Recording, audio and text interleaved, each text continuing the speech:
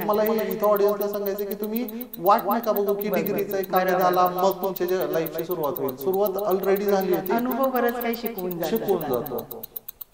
मला लोकांनी फसवलं म्हणून मला कळलं की बाबा लोक नेमकं करतात काय केला होता ऑलरेडी, तो फसला. आता तो फसू नये म्हणून मी MBA ला घेतला, पण ती पण एक अंधश्रद्धा आहे. MBA केल्यावर बिझनेस करता येतो. मी फर्स्ट क्लास विथ डिस्टिंक्शन आहे पुणे युनिव्हर्सिटी. हे मी कॉन्फिडेंटली सांगतो की जे क्लासरूम मध्ये शिकवलं जातं त्याचा रिअल लाईफ मध्ये कुठेच उपयोग नाही. आणि पैसा आणि जे आपण ट्रॅडिशनल एज्युकेशन आहे याचा काही संबंध नाहीये. तुमची स्किल जी असते समोरच्याला तुम्ही किती कमवून देऊ शकता किंवा त्याची ग्रोथ कशावर आहे त्याच्यावर आपलं क्वालिटी ठरते किंवा आपली व्हॅल्यू. अंडर कन्स्ट्रक्शन भ्रष्टाचार चालतो, त्याबद्दल कोणच बोलत नाही. सरकारी अधिकारी जे आहेत ते प्लॅन सँक्शन करण्यासाठी तुमच्याकडून पैसे लुटतात. रेरा रजिस्ट्रेशनच्या वेळेस पैसे लुटले जातात. प्लस EC जर मोठा प्रोजेक्ट असेल EC घेताना तुम्हाला कोट्यावधी रुपये द्यायचे आहेत. छोट्या छोट्या कॉर्पोरेशनच्या चेकिंगला आल्यानंतर पैसे द्यायचे आहेत. MSCBचा मीटर घ्यायचा आहे, डेपो घ्यायचा आहे किंवा ट्रान्सफॉर्मर घ्यायचा, पैसे द्यायचे आहेत. पाण्याचं कनेक्शन आणायचं तुमच्यापर्यंत, पैसे द्यायचे आहेत. म्हणजेच काय तुम्हाला जेवढं सोपं वाटतं की बाबा तो एक पार्टी आहे तसं प्रत्येकाच्या दृष्टीने चॅलेंजेस आहेत. म्हटलं की बाबा तुम्हाला खेळता आलं पाहिजे. बॅट भारी घेतली म्हणजे तुम्ही जिंकू शकाल असं नाहीये. मला खेळता आलं पाहिजे. म्हणजे जी लोक कन्सिस्टंट असतात किंवा ज्यांना काम कळतं की कसं काम करून घ्यायचं आहे ती लोक खूप मोठ्या लेवलला सक्सेसफुल होऊ शकतात, पैसे चांगले कमवतात. कदाचित नाव सगळ्यालाच करायचं नाहीये. सगळ्यांनाच काय होतं की जेवढं तुम्ही फेमस व्हाल तेवढे मार्केटमध्ये दुश्मन पण वाढतात, कॉम्पिटिटर वाढतात. मग लोक इंटरनल हे सांगतो, होम लोन मध्ये होतो मी.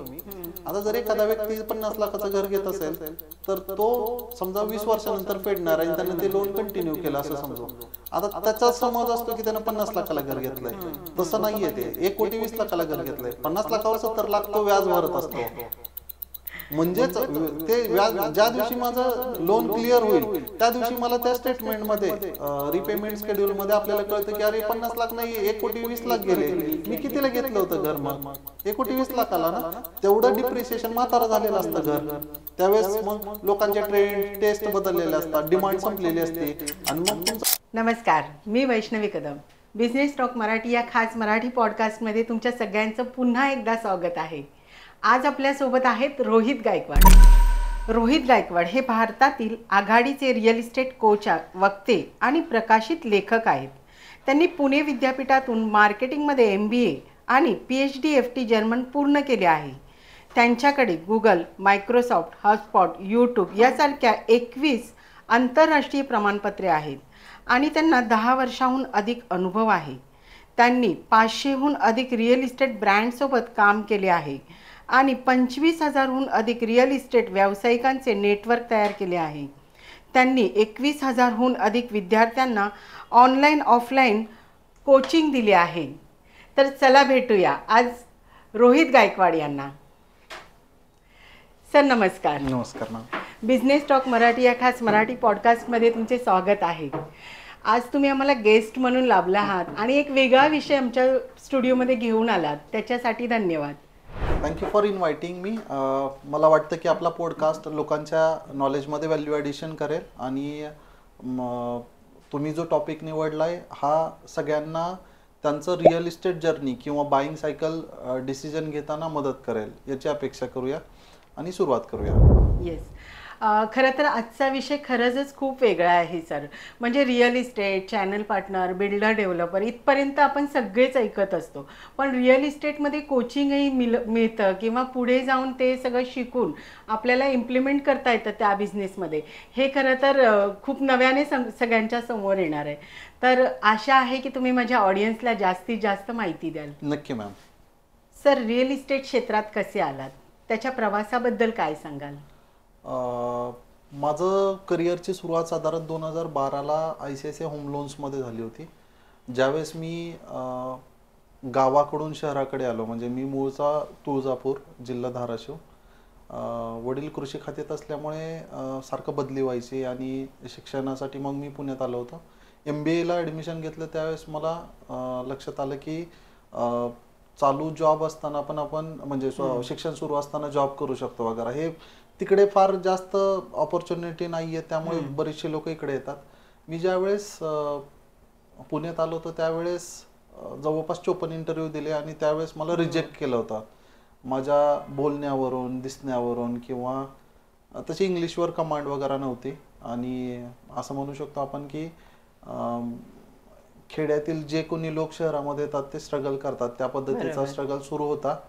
एक्सेप्टन्स लवकर मिळत नाही. आणि मग कुठेतरी एका ठिकाणी असं जाणवलं की बाबा थर्ड पार्टी पेरोल असं काही लक्षात नव्हतं. MBA ला ऍडमिशन घेतलं, म्हणजे आपण पुस्तकी किडा म्हणतो त्या पद्धतीने मी हुशार होतो. मी कधीच फर्स्ट क्लासच्या खाली नाहीये, म्हणजे माझे सगळे क्रेडेन्शियल्स फर्स्ट क्लास, डिस्टिंक्शन या पद्धतीचे आहेत. पण मग त्याची काही किंमत नाहीये. म्हणजे रिअल लाईफमध्ये ज्यावेळेस आपण हे करतो, प्रवास सुरू करतो, त्यावेळेस त्या कागदाला काही किंमत नसते. रादर मी आता PhD पण करतोय, पण मला नाही वाटत की त्याचं फार काही व्हॅल्यू ॲडिशन असेल लाईफमध्ये. तो कागदावर किंवा आपल्या ग्रोथसाठी फक्त एक भिंतीवर लावण्याची फ्रेम तयार करतोय आपण, बस.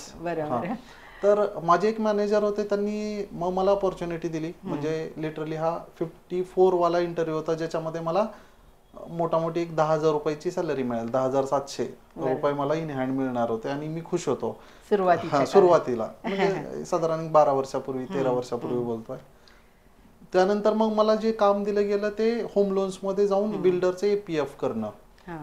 APF हा प्रकार काय असतो की बेसिकली समजा 200 फ्लॅटची स्कीम आहे आणि बिल्डर काय करतो की 200 फ्लॅटचे सगळे डॉक्युमेंट एकदाच बँकेला देतो आणि म्हणतो हे व्हेरीफाय करा. 200 फ्लॅटमध्ये कुठलंही बुकिंग झालं तर त्याचा एक सर्टिफिकेट नंबर असतो, त्याच्या अगेन्स्ट बिल्डरला परत 200 वेळेस झेरॉक्स द्यायची गरज नाही सोप्या भाषेमध्ये. तर त्या केसमध्ये मग APF डिपार्टमेंट दिलं तर मी इंट्रॅक्शनसाठी जायचो मग बिल्डरकडे.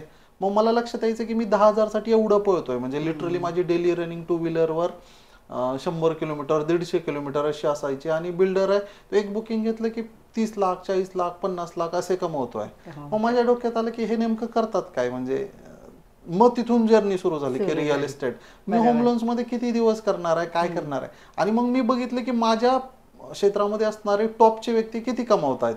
तर त्यावेळेस लक्षात आलं की 60-70 हजारच्या वर काही सॅलरी जात नसते. तुम्हाला मंथ एंडला येऊन इथं 12 वाजेपर्यंत काम करायचंय. आणि ते करण्यासाठी मग एवढं लांब आलो नव्हतो मी. तर मग ते कुठेतरी जाणवलं आणि मग APF थ्रू बिल्डर, मग मॅक्स लाईफ इन्शुरन्स, म्हणजे जेवढे काही हार्ड जॉब्स आहेत, एक तर असतो बँकिंग, नंतर असतो इन्शुरन्स विकणं. हे केल्यानंतर मग बिल्डरकडे जॉबला लागलो चांगल्या याच्यामध्ये. आणि 2015ला मग स्वतःचं एक स्टार्टअप व्हेंचर सुरू केलं. म्हणजे फार मोठं नव्हतं, 10 बाय 10ची एक रूम होती, 3,500 रुपये भाडं होतं. शनिवार पेठेमधून सुरुवात झाली होती. माझ्या मित्रांनी बरीच मदत केली त्यावेळेस, कारण मी लास्ट सॅलरी घेऊन त्या सॅलरीमध्ये त्या रूमला कलर देणं, सेकंड हँड फर्निचर आणणं, इथून सुरुवात झाली होती. या अगोदर काय झालं होतं की MLM मार्केटिंग खूप कंपन्या असतात, म्हणजे चेन मार्केटिंग, एकाचे 2 करा, 4 करा. आणि मग याच्यात 7 ठिकाणी फसलो होतो. मग मी त्या 2017ला पहिल्यांदा 2007 मध्ये सगळ्यात पहिला बिझनेस स्टार्ट केला मी, ज्यावेळेस मी 17 वर्षाचा होतो. म्हणजे मी गॅप घेतला होता MBBS ला. बरंच लवकर जर्नी सुरू झाली. हा, हे मला हे इथं ऑडियन्सला सांगायचं की तुम्ही वाट नका बघू की डिग्रीचा एक कागद आला मग तुमच्या लाईफची सुरुवात होईल. सुरुवात ऑलरेडी झाली होती. अनुभव बरंच काही शिकवून जातो. मला लोकांनी फसवलं म्हणून मला कळलं की बाबा लोक नेमकं करतात काय किंवा काय. आता ज्यावेळेस MLM मार्केटिंग 7 कंपन्यांमध्ये मी काम केलं, मला पैसे काही मिळाले नाही. असं दरवेळेस डाऊनलाईन बुडते त्या शेवटच्या जहाजातच मी बसलेलो असायचो. म्हणजे तिथं कमवायची ऑपॉर्च्युनिटीज दिली नाही कोणी. आणि मग मी 8वी कंपनी स्वतःची सुरू केली. ज्यावेळेस eGPRS होतं, म्हणजे मोबाईलमध्ये 2G पण नव्हतं आलं, त्यावेळेस सॅमसंगचा 1500 रुपयाच्या फोनवर माझी जर्नी सुरू झाली होती. आणि मग तिथून मी एक कंपनी काढली. त्यावेळेस बिईंग ह्युमन म्हणून एक टी-शर्टचा ब्रँड होता. 200 रुपयाला मी, म्हणजे तो 100ला घ्यायचो आणि 200 रुपयाला विकायचो. हा, आणि 5 लोकांनी विकलं की परत त्याला 100 मिळणार आहे. मग तो इतका वाढला की नंतर आपल्याला लक्षात आलं मला की बाबा आपण फर्स्ट जनरेशन आहे बिझनेसमध्ये. माझे वडील तर सरकारी नोकरदार आहेत. मग तो फेल गेला, कारण किती लोक कुठला माल कोणाला विकतात हे काहीच नाहीये. ट्रॅक रेकॉर्ड नाही, सिस्टीम नाही, प्रोसेस नाही. बरं, हे मित्रांमध्ये चालू होतं की बाबा एक जिल्ह्यामध्ये कोणतं ओळखीचं आहे तर मी पूर्ण माल त्याला पाठवायचा, त्याच्याकडून कधी पैसे येणार काहीच माहित नाहीये. मग असं करत तरी शटडाऊन करताना मी 94,000 रुपीज प्रॉफिटमध्येच बंद केला.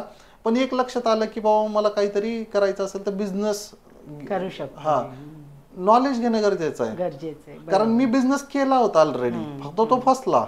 आता तो फसू नये म्हणून मी MBA ला घेतला, पण ती पण एक अंधश्रद्धा आहे. MBA केल्यावर बिझनेस करता येतो. मी फर्स्ट क्लास विथ डिस्टिंक्शन आहे पुणे युनिव्हर्सिटी. हे मी कॉन्फिडेंटली सांगतो की जे क्लासरूम मध्ये शिकवलं जातं त्याचा रिअल लाईफ मध्ये कुठेच उपयोग नाही. आणि पैसा आणि जे आपण ट्रॅडिशनल एज्युकेशन आहे याचा काहीच संबंध नाहीये.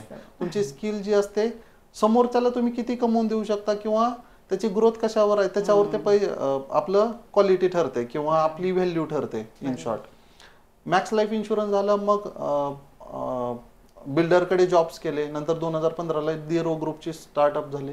त्यानंतर मग मी खूप फास्ट ग्रोथ झालो ड्युरिंग कोविड पर्यंत. खूप छान जर्नी होती. मी 5-6 कंपन्यांचा पार्टनर होतो.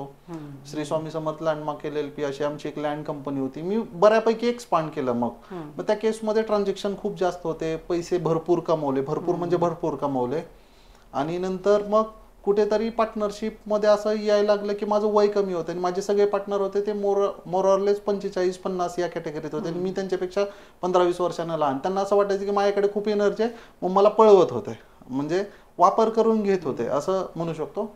युथला एक सांगायचंय की बाबा तुम्ही जे लोक ऑनेस्टली या फील्डमध्ये येऊ इच्छितात, रिअल इस्टेटमध्ये वगैरे, इथं पैसा एफर्टचा नाही, गाढव कामचा नाही आहे. इथं तुम्ही मॅच मेकर म्हणून काम करता. फॉर एक्झाम्पल, आपण ऑफ कॅमेरा बोलत होतो की चॅनल पार्टनर कशासाठी काम करतात. तर एकाला 2 BHK पाहिजे आणि आपण त्याला शोधून देतो.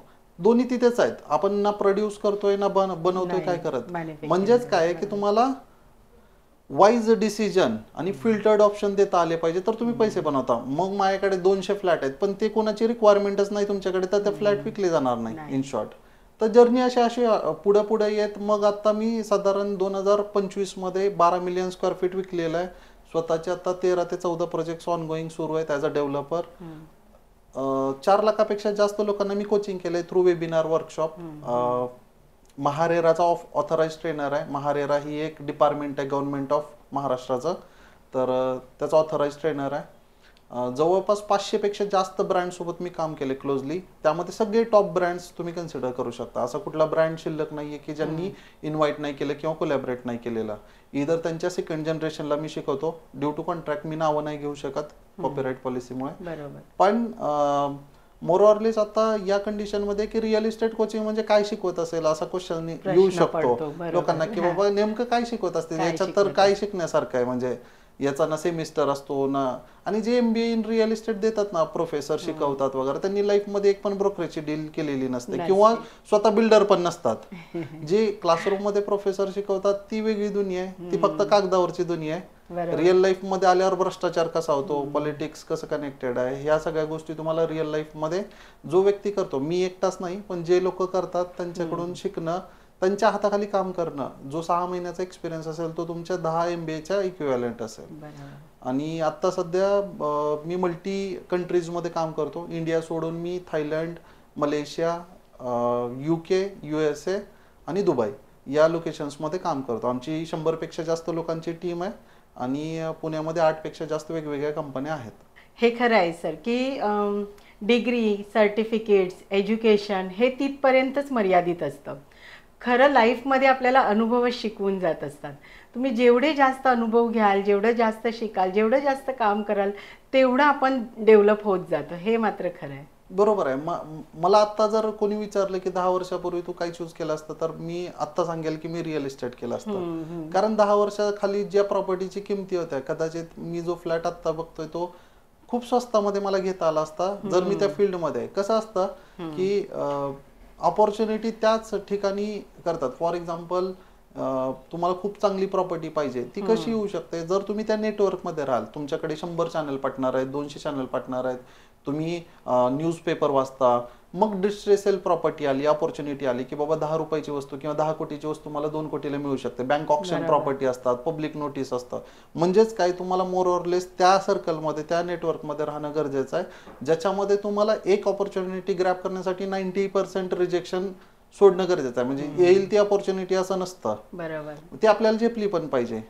आणि बऱ्याच लोकांचा गोंधळ असा होतो की शॉर्टकट, एका रात्री श्रीमंत व्हायचंय, तर चुकीचे मार्ग घेतले जातात. कारण जर आज सगळ्यात जास्त माफिया कुठं काम करत असेल तर तो लँडमध्ये, आणि लँड हा फाउंडेशन आहे रिअल इस्टेटचा.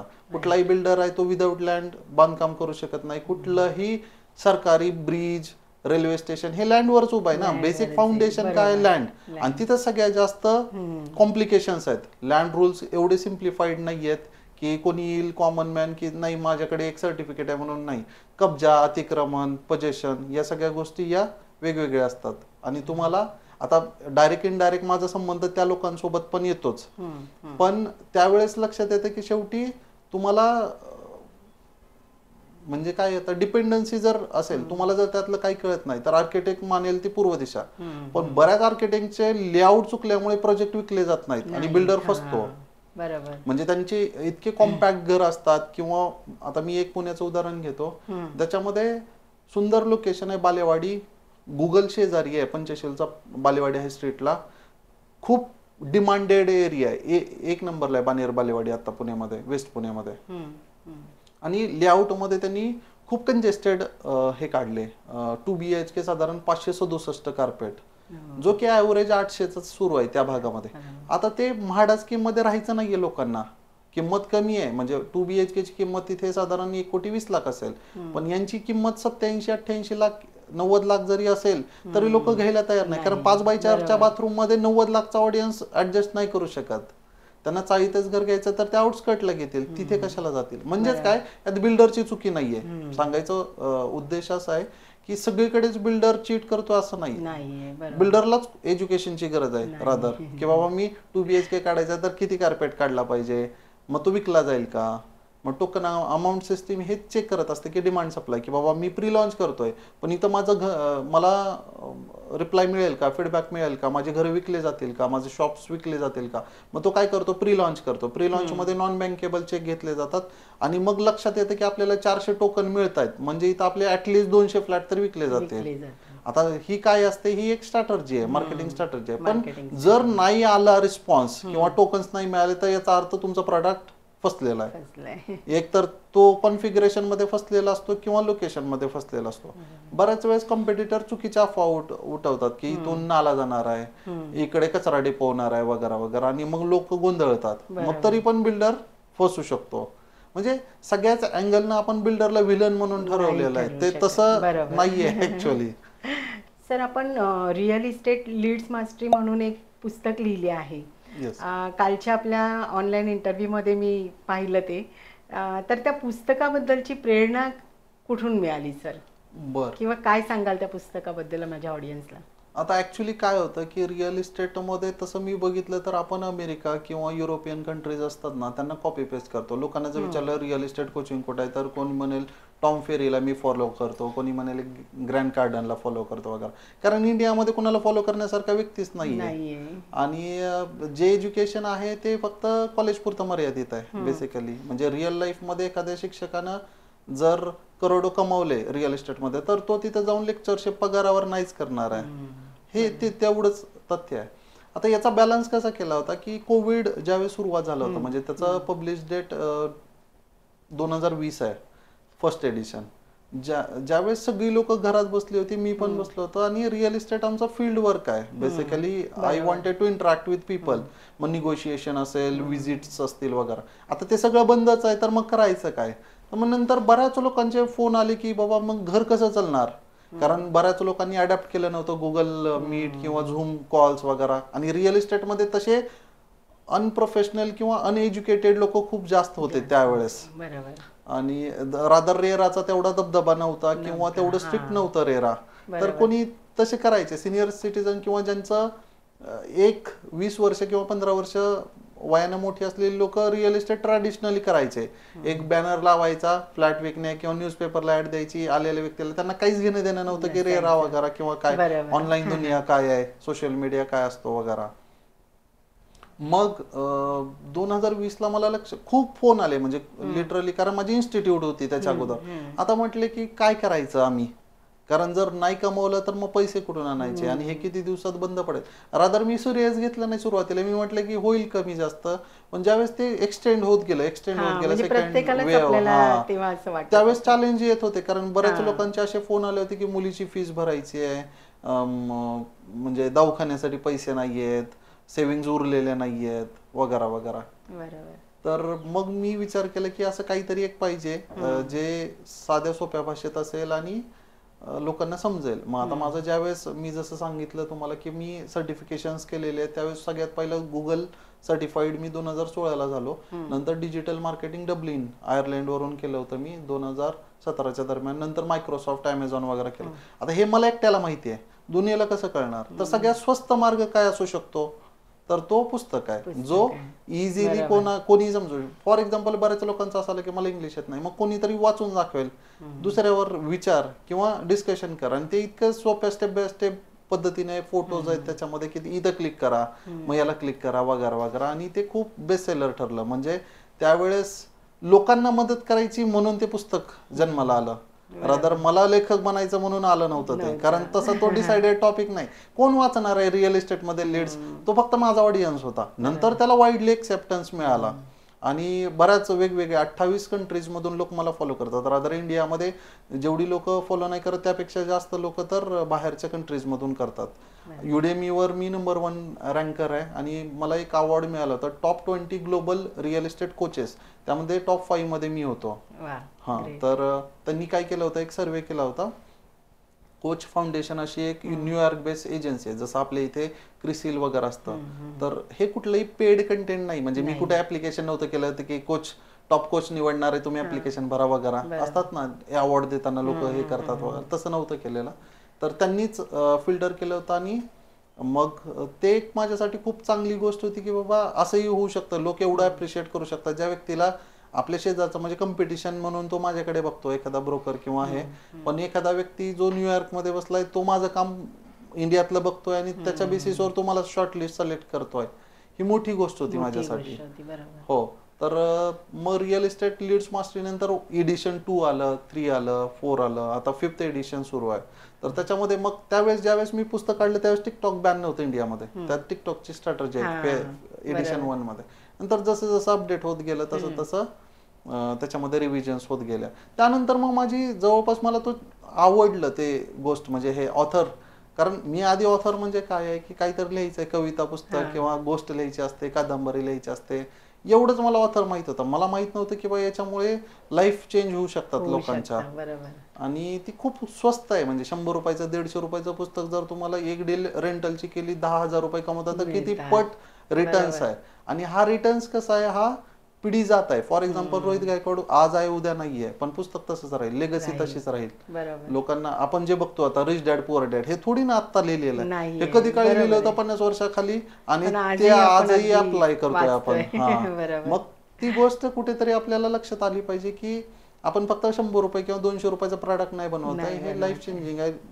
ऍटलीस्ट 2-4-10 लोकांना मदत झाली तरी सफिशियंट आहे ना. काय आपण असं काय केलं होतं, 1 टाइमची इन्व्हेस्टमेंट होती, टाइम आणि नॉलेज इन्व्हेस्ट केला.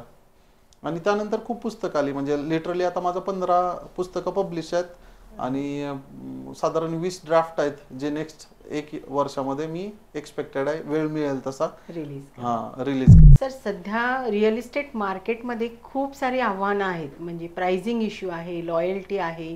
तर तुम्ही त्याच्याबद्दल काय सांगाल किंवा ऑडियन्सला कशा प्रकारे काळजी घ्यायला पाहिजे असं सांगाल? ओके. महारेराप्रमाणे 3 पार्टी असतात रिअल इस्टेटमध्ये. एक आहे प्रमोटर, ज्याच्यात बिल्डर डेव्हलपर असतो. बिल्डर म्हणजे कन्स्ट्रक्शन मध्ये जे काम करतात, डेव्हलपर म्हणजे जे प्लॉटिंग लेआउट करतात.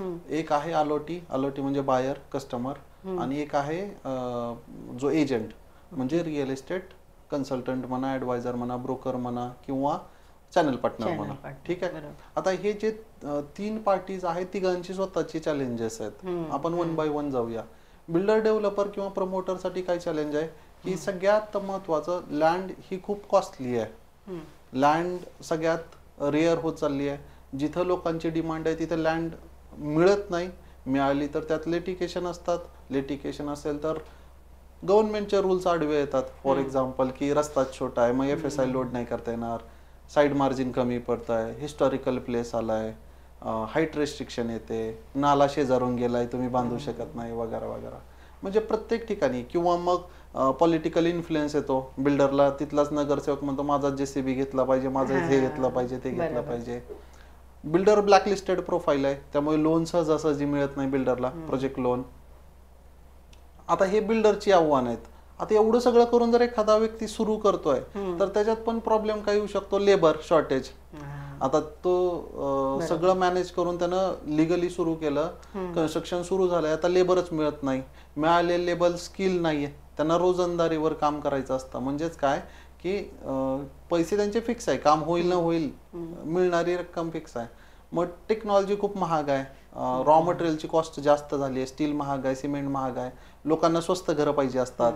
एकतर रॉ मटेरियल महाग आहे, लँड प्लस सगळ्यांचे चार्जेस वाढले. आधी 500, 600, 800 रुपयाला लेबर मिळायचे, आता दुप्पट आहे. 1,500, 2,000 पर्यंत चालू आहे मजुरी. त्यानंतर जे अंडर कन्स्ट्रक्शन भ्रष्टाचार चालतो त्याबद्दल कोणच बोलत नाही. सरकारी अधिकारी जे आहेत ते प्लॅन सँक्शन करण्यासाठी तुमच्याकडून पैसे लुटतात, रेरा रजिस्ट्रेशनच्या वेळेस पैसे लुटले जातात. प्लस ईसी जर मोठा प्रोजेक्ट असेल, ईसी घेताना तुम्हाला कोट्यावधी रुपये द्यायचे आहेत. छोट्या छोट्या कॉर्पोरेशनच्या चेकिंगला आल्यानंतर पैसे द्यायचे आहेत. MSEBीचा मीटर घ्यायचा आहे, डेपो घ्यायचा आहे किंवा ट्रान्सफॉर्मर घ्यायचा, पैसे द्यायचे आहेत.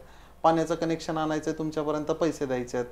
म्हणजेच काय आहे, तुम्हाला जेवढं सोपं वाटतं की बाबा तो एक पार्टी आहे, तसं प्रत्येकाच्या दृष्टीने चॅलेंजेस आहेत. बरोबर. आता आपण बोलूया कस्टमर बद्दल. कस्टमरसाठी घर छोटी होत चालली, किंमत मोठी होत चालली आहे. त्यांची फॅमिली बसू शकत नाही अशा कॉम्पॅक्ट घरांमध्ये. प्लस वर्कलोड वाढलाय, मानसिक ताण वाढलाय, डिस्टन्स वाढलाय. जर मला वर्क लोकेशन पासून 20-25 किलोमीटर वन साइडेड ट्रॅव्हल करायचं आहे, म्हणजे 50 किलोमीटर तुम्ही विनाकारण डेली 20-30 वर्ष ट्रॅव्हल करणार आहात इन शॉर्ट.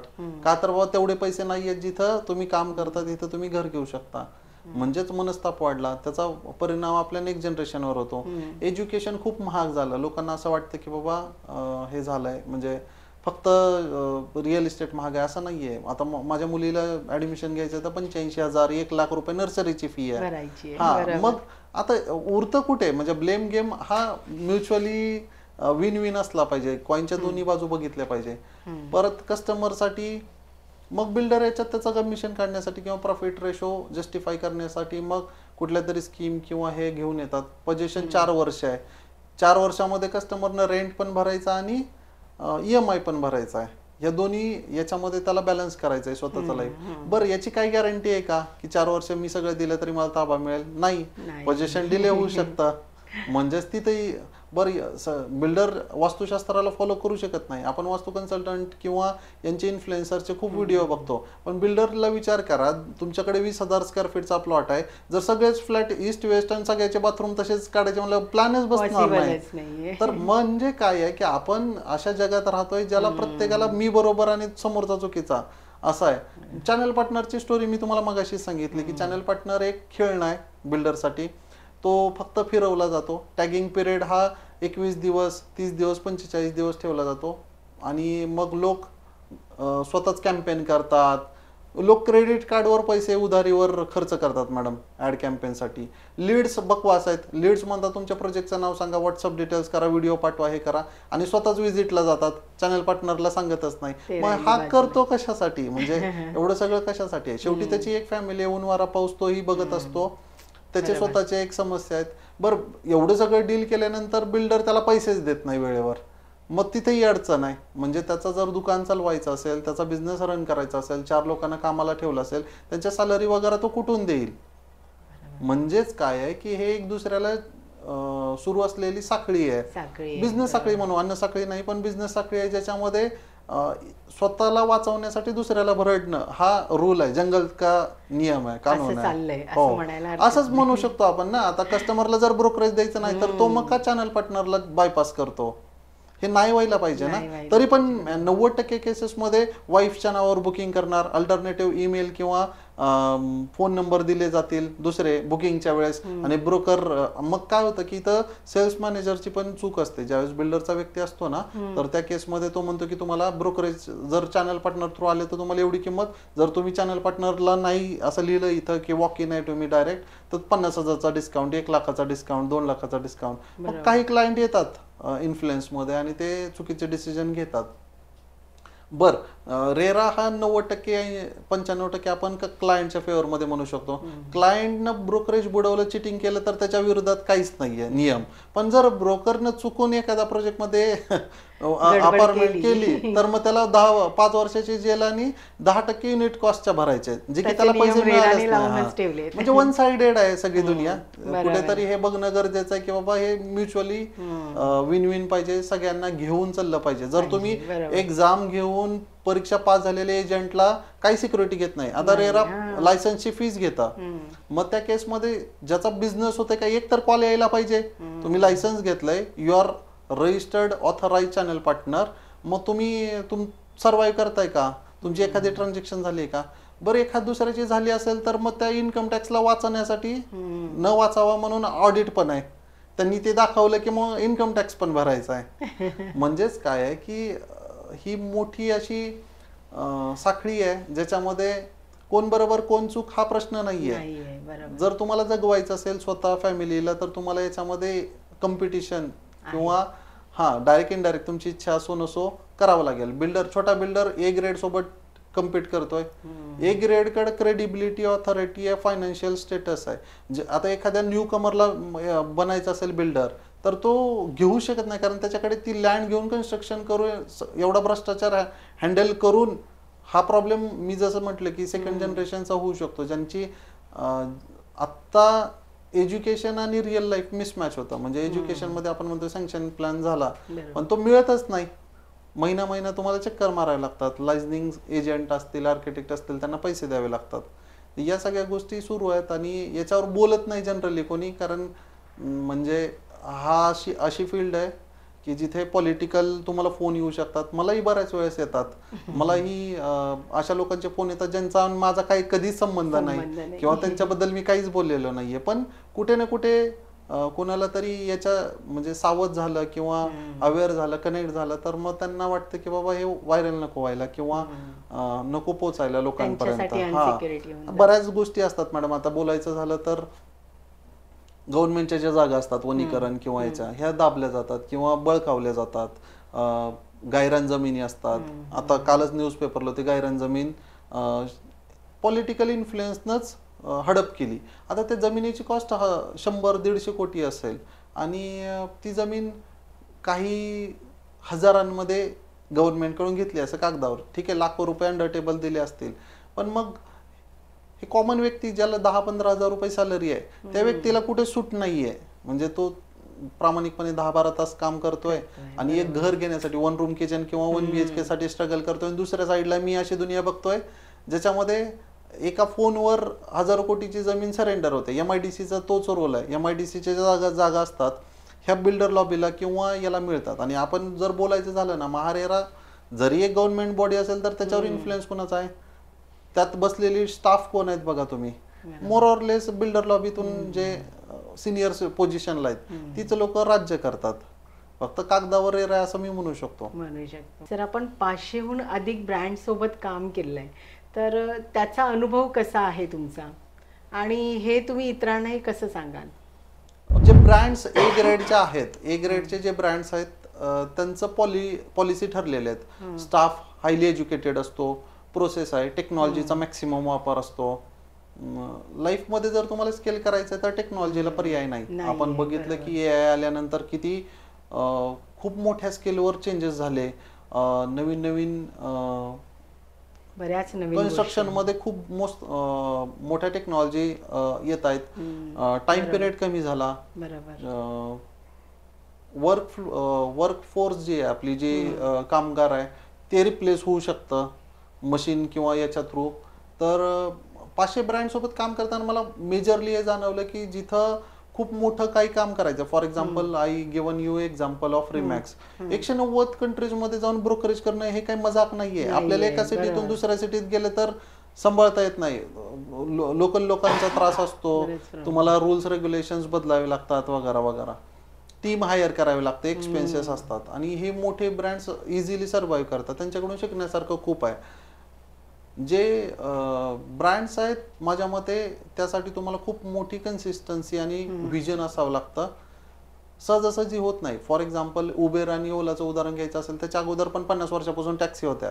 ब्रँड का नाही झालं ते? ओला उबर का ब्रँड झालं? किंवा रिअल इस्टेटमध्ये portals, 99 acres, Magic Bricks. 99 acres जे जीवनसाथी वगैरे वेबसाईट चालवतात त्यांचा ब्रँड आहे, आणि टाइम्स ग्रुपचा मॅजिक ब्रिक्स आहे. आता ह्यांची स्वतःचे एक पण प्रॉपर्टी नाही, हे स्वतः ब्रोकर पण नाही, पण सगळ्यात जास्त टर्नओव्हर हजारो कोटींमध्ये यांचा आहे. म्हणजेच काय, टेक्नॉलॉजी, प्रोसेस, सिस्टीम अडॅप्ट करणं हे गरजेचं आहे. ब्रोकर काय आहे, इंडिव्हिज्युअल लेवलला जर महारेराचे लायसन्स बघितले तर 95% licence you will get individual व्यक्तीच्या नावावर. का तर 10,000 रुपयात मिळतात.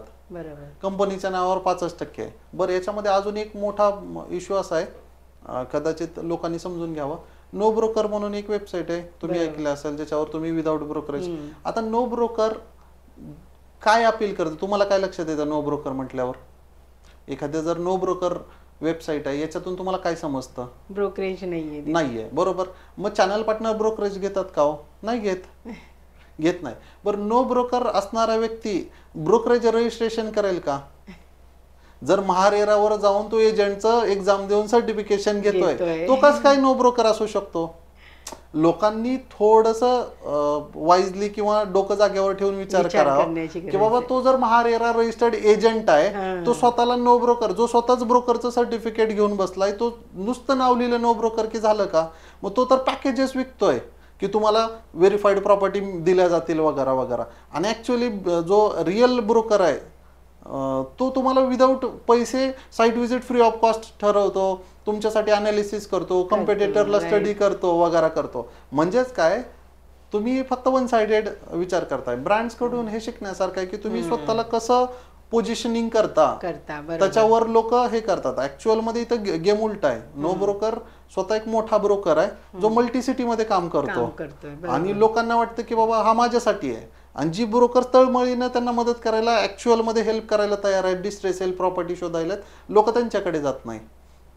म्हणजे जर तुम्हाला पर्सनल ब्रँड किंवा कंपनी किंवा असं पुढे जायचं असेल, स्केल करायचं असेल, तर मी या 2-4 गोष्टींना रिकमेंड करेल की ज्याच्यामध्ये तुमचं ट्रस्ट, ऑथेंटिसिटी, रिव्ह्यूज, फीडबॅक्स याच्यावर फोकस करा. त्यानंतर टेक्नॉलॉजीला अडॅप्ट करा. टेक्नॉलॉजीला पर्याय नाहीये, एकतर तुम्ही राहाल किंवा टेक्नॉलॉजी राहील. आणि याच्यामध्ये बिझनेसला लॉंग टर्म मध्ये विचार करा. शॉर्ट टर्म मध्ये फार जास्त मोठं किंवा स्केल करू शकणार नाहीत तुम्ही. सर, आपण अनेक स्टार्टअपची स्थापना केली आहे, आणि जसे की lead machine, team Rohit Gaikwad LLP, clear title plot, SMS, the Arrow group, digital master mind आणि रिअल इस्टेट मास्टर क्लास, या स्टार्टअपच्या स्थापनेमागील उद्दिष्ट काय आहेत आणि त्याचा विकास कसा झाला? ओके, सो आता जे स्टार्टअप आहे ते 1 by 1 मी पुढे घेऊन जाईल. सगळ्यात पहिले घेतो टीम रोहित गायकवाड. टीम रोहित गायकवाड ही काय आहे की मला जी माझे एज्युकेशन देतो मी, कोचिंग प्रोग्राम्स असतात, कोर्सेस असतात, त्यातून जी लोक पुढे येतात त्यांना ऍक्च्युअल जर मला हँड होल्ड सपोर्ट द्यायचा आहे. आता तुम्ही कोचिंग शिकलात मी की बाबा सेल्स कसं करायचं, आता मी करायला गेलो तर मला कोण सांगणार मी बरोबर आहे का चूक आहे? तर त्यासाठी टीम रोहित गायकवाड आहे. याचा आम्ही सॉफ्टवेअर बनवलेला आहे. माझ्या वेबसाईटवर CRM आहे, त्याच्यामध्ये आम्ही लीड्स पण देतो, प्रोजेक्ट्स पण ऑलरेडी टायअप आहेत अक्रॉस इंडिया. वेगवेगळ्या सिटीमध्ये आम्ही काम करतो. 100 पेक्षा जास्त लोक आहेत आता. तर टीम रोहित गायकवाडचा जन्म याच्यासाठीच झाला होता की बाबा जी मी लोकांना कोच करतोय त्यांना ऍक्च्युअल मध्ये, रिअल लाईफ मध्ये एक्सपिरियन्स डिलिव्हर करता यावा, पैसे कमवता यावे. आणि लीड्स, कारण बऱ्याच लोकांचं काय होतं की कोचिंग घेतात पण लीड साठी पैसे नाहीयेत, हा, किंवा मग मला प्रॉपर्टी शोधता येत नाही. सिनियर लोक असतील तर ते म्हणतील माझ्याकडे तेवढा वेळ नाहीये, मी जाऊन फील्ड वर्क करेल, माझं वय झालेलं आहे, माझ्याकडे मेडिकल इश्यूज आहेत, हा, टेक्नॉलॉजी अडॅप्टिव्ह नाहीये. बरोबर, तुम्ही म्हटल्याप्रमाणे बऱ्याच लोकांना टेक्नॉलॉजी कळतच नाही, तर मग मी जाणार कसं, ऑनलाईन कॅम्पेन रन करणार कसं वगैरे वगैरे. तर त्यासाठी एक शॉर्ट फॉर्म काय आहे की बाबा तुम्ही कोर्सेस केल्यानंतर एंट्री घ्या, नंतर त्याची एक नॉमिनल फी असते 5,000 रुपये, तर ती भरल्यानंतर तुम्ही लीड्स पण मिळतात, प्रॉपर्टी पण मिळते. मग आता इथे तुम्हाला स्किल दाखवावं लागतं ना. आता तुमच्याकडे एक्सक्यूज नाही.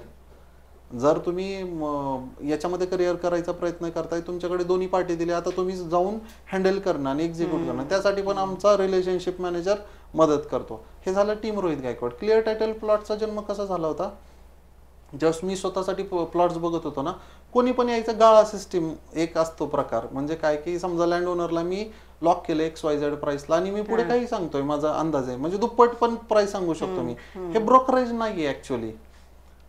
याला युरोपियन कंट्रीज मध्ये फ्लिपिंग म्हणतात, आपल्या इथं विसार पावते किंवा टोकन म्हणतात, एवढाच फरक आहे. म्हणजे करतोय आपण एकच, ऍक्टिव्हिटी सेम आहेत पण नावं वेगळी दिली, त्यामुळे आपल्याला वाटतं फ्लिपिंग म्हणजे स्टँडर्ड आहे आणि हे असं काहीच नाही आहे. तर मलाच 4 लोकांनी एकच प्लॉट वेगवेगळ्या किमतीला सांगितलं आणि ओनर आलाच नाही समोर. मग त्यावेळेस लक्षात आलं की अरे ही 4 लोक आहेत, आता एकाला 4 बाजू माहित नाही, 4 कोपरे माहित नाही, प्लॉट कुठे सुरू होतोय कुठे संपतोय ते माहित नाही, तो नुसतंच व्हॉट्सअपचे मेसेजेस फॉरवर्ड करतोय.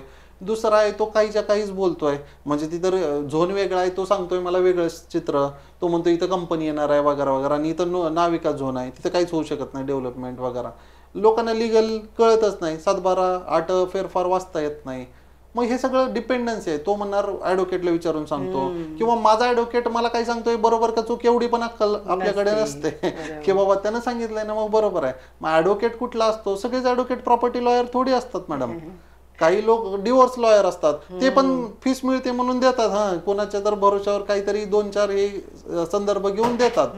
म्हणजेच काय आहे की सगळीकडे चॅलेंजेस आहेत. मग त्यावेळेस मी क्लिअर टायटल प्लॉट्स प्रोजेक्ट्स असे काढले ज्याच्यामध्ये व्हेरीफाईड लँड्स आम्ही क्लायंटला देतो. पुणे नियर बाय किंवा मुंबई 3.0 याच्यामध्ये आम्ही डिलिव्हर्ड करतो. त्या 50 वर्षाचे सगळे डॉक्युमेंट्स आम्ही घेतो, व्हेरीफाय करतो. 2 वेगवेगळ्या, एक लोकल ऍडव्होकेट असतो, एक सिटी ऍडव्होकेट असतो, दोघांचा नंबर एकमेकांना माहित नसतो. मग याचा ओपिनियन आणि याचा ओपिनियन एकसारखं यायला पाहिजे. जर काय होतं की ज्यावेळेस एखादी लँड विकायला आली ना, आपण जर लोकल ऍडव्होकेटला दिलं त्याच गावच्या किंवा तिथल्या तालुक्या लेवलच्या, तर ओळखी निघून ते ऍडव्होकेट त्या सेलरला फोन करू शकतो, अरे तुझ्या याच्यात ही क्वेरी निघते, काय करायचं, मला पैसे देत असेल तर मी लपवतो, असं पण होऊ शकतं ना लोकल लेवलला. तर मग ते त्यासाठी आम्ही सेकंड ओपिनियन घेतो आणि बऱ्यापैकी अफोर्डेबल सेगमेंटमध्ये आम्ही काम करतो, प्रीमियममध्ये पण करतो. म्हणजे जो पुण्याचा आमचा प्रोजेक्ट आहे त्याच्यामध्ये साधारण 1.5 कोटीपासून प्लॉट्स सुरू आहेत, आणि जे अफोर्डेबलमध्ये आहेत ते 15 लाख पासून एकरी पण सुरू आहेत. म्हणजे मी जसं सांगितलं की कोकणामध्ये पण आम्ही काम करतो, मंडणगड, दापोली या भागामध्ये, रत्नागिरी नियर बाय. तर वेगवेगळ्या तिकीट साईज, फक्त उद्देश एकच आहे की लोकांना व्हेरीफाईड प्रपोजल मिळावं, ज्याच्यामध्ये पोजेशन असेल, ज्याच्यामध्ये कुठला नंतर कब्जा किंवा ताबा किंवा लोकांचा गुंडांचा त्रास वगैरे नाही येणार, फसवणूक नसावी, आणि पीसफुल लॉंग टर्म अप्रिसिएशन मिळेल की बाबा तुम्ही नाही गेला तरी ती जागा तशीच असेल. आपण त्याला कंपाऊंड करून देतो, नोंद करून देतो, 8 गाव नकाशा वगैरे वगैरे सगळं अपडेट करून देतो. बरेच लोक गुंतवणूक करण्यासाठी हल्ली पुढे येतात प्रॉपर्टीमध्ये, तर अशा लोकांसाठी तुम्ही काय सांगाल? ह्या गुंतवणूकदारांसाठी तुम्ही काय सल्ले द्याल? बर, आता रिअल इस्टेट इन्व्हेस्टर जर असाल तुम्ही, जर फर्स्ट जनरेशन असाल, म्हणजे तुम्ही हा तुमचा मूळ बिझनेस नाहीये, तुम्हाला आहेत पैसे किंवा तुम्ही प्लॅन करता की एखाद दुसरी अजून अशी प्रॉपर्टी असावी ज्याच्यातून मला रेंटल इन्कम आलं पाहिजे वगैरे वगैरे, तर रेसिडेन्शियल रिअल इस्टेट इन्व्हेस्टरसाठी नाहीये. त्यातून जे उत्पन्न मिळतं ना ते अगदी कवडी मोल आहे, म्हणजे ते न केलेलं परवडेल. तुम्ही कमर्शियल रिअल इस्टेटमध्ये जाऊ शकता, ऑफिस स्पेस किंवा शॉप्समध्ये जाऊ शकता, किंवा सेकंड होम जे होम स्टेज किंवा याच्यामध्ये जाऊ शकता, ज्याच्यामध्ये सिटीच्या आउटस्कर्टला तुम्हाला स्वस्तात घरं मिळतील आणि ते रेंटवर देण्याची अश्युअर्ड रेंटलची स्कीम्स असते. मग त्या केसमध्ये तुम्हाला त्यातून चांगलं उत्पन्न मिळू शकतं. बँक व्हेरीफाईड प्रॉपर्टीज घ्या ज्याच्यावर लोन होऊ शकतं. इलिगल नका, रूल रेग्युलेशन आणि शॉर्टकट घेऊ नका. माझ्या इन्व्हेस्टरला ऑनेस्ट ओपिनियन आहे, तुम्ही शॉर्टकट घेऊ नका. स्वस्त ॲडव्होकेट, स्वस्त CA, स्वस्त आर्किटेक्ट याच्या नादी नका लागू, कारण तुमच्या लाईफची सेव्हिंग लावताय तुम्ही. तर बरीच लोक काय करतात, नाही एक ॲडव्होकेटनं 10,000 रुपये सांगितले टायटल सर्चला, दुसरा 50,000 म्हणतो. 50,000 वाला काय वेगळं देणार आहे, मग मी 10,000 वाला घेतो. पण 10,000 वाला बरोबर त्याच लेवलचा स्टडी करतो. 50,000 वाला नावाला नाही करत, तो त्या एवढ्या लेवलला जातो, त्या लेवलला जाऊन एक्सपर्टीज त्याची आहे ना, त्याचे पैसे घेतोय तो, कागदाचे किंवा त्या पेजेसचे पैसे नाही घेत आहे. किंवा 50,000 वाला 50 पेजचं टायटल सर्च देणार असं नाहीच आहे, दोघं 4च पेजचे देणार आहे. पण त्या 4 पेज मध्ये लिहिणार काय याला जास्त किंमत आहे. म्हणजे इथं शॉर्टकट घेऊ नका, मग तुम्हाला चांगला फायदा होऊ शकेल. सर, रिअल इस्टेटमध्ये आधीपासूनच जे काम करतायत त्यांच्या नेक्स्ट जनरेशनला तुम्ही काय सांगाल? आता यामध्ये असं होऊ शकतं की बाबा आई वडिलांनी 20 वर्ष 30 वर्षापूर्वी बिझनेस सुरू केला, नंतर ही मुलं आता बिल्डर आहे किंवा रिअल इस्टेटमध्ये तर पैसेवाले, हे समजून घ्या. म्हणजे तो दाखवत असेल ना दाखवत असेल, पैसा खूप जास्त आहे इथं. तर या केसमध्ये मग लोक अब्रॉडला वगैरे शिकायला जातात किंवा हायर एज्युकेशनसाठी जातात. त्या केसमध्ये तिथं शिकवलेलं असतं आणि युरोपियन कंट्रीजमध्ये ते एक्झिक्यूट पण होतं. म्हणजे काय तुम्ही जे काही कागदावर आहे ते सँक्शन प्लॅन मॅनिप्युलेट होत नाही, तुम्ही त्याच्यामध्ये चिटिंग नाही करू शकत वगैरे. इथं आल्यानंतर हे सगळं तफावत जाणवतंय. म्हणजे तुम्ही प्लॅन बघताय वेगळा, सँक्शन होतोय वेगळा, डिलिव्हर्ड करतोय आपण तिसरंच काहीतरी. बऱ्याच ठिकाणी बाल्कनी इन्क्लोज केल्या जातात किंवा रूम्स वाढवल्या जातात वगैरे वगैरे. तर असं खूप जास्त होतं. एनओसी मॅनिप्युलेट केली जाते जी की मिळतच नाही. फॉरेस्टची जागा आहे तरी पण बांधकामाला परमिशन मिळते, शेत जमीन आहे तरी पण बांधकामाला परमिशन मिळते. कसंही लूपहोल खूप आहेत. म्हणजे मी स्पष्ट बोलतो, भारतामध्ये जेवढे कायदे त्यापेक्षा जास्त पळवाट आहेत. त्यामुळे ज्याला कळतं, आता फॉर एक्झाम्पल मी तुम्हाला सोप्या भाषेत सांगतो, आता तुम्ही डिजिटल मार्केटिंग किंवा तत्सम रिलेटेड बिझनेस करता, याच्यामध्ये तुम्ही जर 1 कोटी कमवत असाल, स्ट्रेट अवे तुम्हाला 30% इन्कम टॅक्स द्यावा लागतो गव्हर्नमेंटला. आता याच्यामध्ये काय होतं, एक प्रकार असतो ॲग्रो टुरिझम नावाचा. तर agro tourism income tax free आहे. म्हणजे तुम्ही ॲग्रिकल्चर रिलेटेड बिझनेस मध्ये आहात, मग तुम्ही जर 1 कोटी रुपये कमवले किंवा 10 कोटी जरी कमवले तर तुम्हाला 0 इन्कम टॅक्स द्यायचा आहे. लोक उगीच या अंधश्रद्धेमध्ये जातात की मला दुबईला जावं लागेल टॅक्स वाचवायचा असेल तर. काही गरज नाहीये. तुम्ही इथले रूल स्टडी करा. भारतामध्ये जर बिझनेस करायचा आहे ना, कायदे लक्षात घ्या. तुम्ही याच्या एवढा म्हणजे अशी कुठलीच कंट्री नसेल जिथं सगळं मॅनेज होऊ शकतं. हे भारत एकमेव देश आहे जिथं हे सगळं मॅनेज होऊ शकतं. आणि ओळखीवरच बिझनेस चालतो. जसं मी म्हटलं की बाबा तुम्हाला खेळता आलं पाहिजे. बॅट भारी घेतली म्हणजे तुम्ही जिंकू शकाल असं नाहीये. मला खेळता आलं पाहिजे. म्हणजे जी लोक कन्सिस्टंट असतात किंवा ज्यांना काम कळतं की कसं काम करून घ्यायचं आहे, ती लोक खूप मोठ्या लेवलला सक्सेसफुल होऊ शकतात, पैसे चांगले कमवतात. कदाचित नाव सगळ्यालाच करायचं नाहीये. सगळ्यांनाच काय होतं की जेवढं तुम्ही फेमस व्हाल तेवढे मार्केटमध्ये दुश्मन पण वाढतात, कॉम्पिटिटर वाढतात. मग लोक जे आपण अपेक्षितच केलं नव्हतं, तर अशा सिच्युएशन्स मध्ये अडकू शकतो आपण. तर माझं सजेशन एवढंच असेल सेकंड जनरेशनसाठी की तुम्ही भारतातील कायदे कानून फॉलो करा. इथली वर्किंग कल्चर समजून घ्या. इथं असं होऊ शकत नाही की 10 वाजता ऑफिस आहे म्हणजे 10ला तो सरकारी अधिकारी येऊन बसलाय. कदाचित तो 4ला येईल. मग तुम्हाला एवढं लक्षात आलं पाहिजे, त्याच्यात तो आल्यानंतर शिपाई तुम्हाला फोन करेल, त्यावेळेस जायचं. रिसेंट काय झालं होतं की मी एका ॲग्रीमेंटसाठी गेलो होतो भोरला. 10:30 वाजताचा ॲग्रीमेंटचा टाइम होता. मी 9:30ला पोहोचलो आणि 4:30 वाजता सर्व्हर चालू झालं. पण सर्व्हर बंद होतं की नाही कोणालाच माहित नाही. पण त्यांचं काहीतरी आदल्या दिवशी झालं होतं, त्यांना लांबवायचं होतं. मग ते म्हणे की 4:30ला ॲग्रीमेंट झालं. माझं 3:30-4 वाजता झालं. 10च मिनिटाचं काम होतं पण पूर्ण दिवस गेला. मला त्या दिवशी दुसऱ्या गावी जायचं होतं, पण ते काही सगळं रद्द करावं लागलं. म्हणजेच काय आहे की सेकंड जनरेशननं इथे कोणासाठी तरी काम करावं. बरोबर. म्हणजे तुम्ही आर्किटेक्ट बघा, हे बघा, त्यांची काम करण्याची पद्धत वेगळी जाणवेल. डिफरन्स आहे, फॉर शुअर डिफरन्स आहे. कारण आपल्या म्हणजे आता फॉर एक्झाम्पल मी जर बिल्डरच्या घरात जन्माला आलोय, माझे वडील जर बिल्डर असते, त्यांनी त्यांच्या काळात जे काही जमेल ते बेस्ट केलंय ना. आता टेक्नॉलॉजी बदलली, कन्स्ट्रक्शन कॉस्ट बदलली, लोकांचा टेस्ट बदलली. आता अम्युनिटीज पाहिजे. पूर्वी स्टँड अलोन बिल्डिंग मध्ये लोक घ्यायची घरं, आता सगळ्यांना स्विमिंग पूल, क्लब हाऊस सगळंच पाहिजे, चिल्ड्रन प्ले एरिया वगैरे. मग अम्युनिटी, मग तुमच्याकडे प्लॉट तेवढा पाहिजे. बरं, तुम्हाला FSI मध्ये खेळता पण आलं पाहिजे, तुमच्या ओळखी तेवढ्या पाहिजेत, तुम्हाला पैसा तेवढा पाहिजे.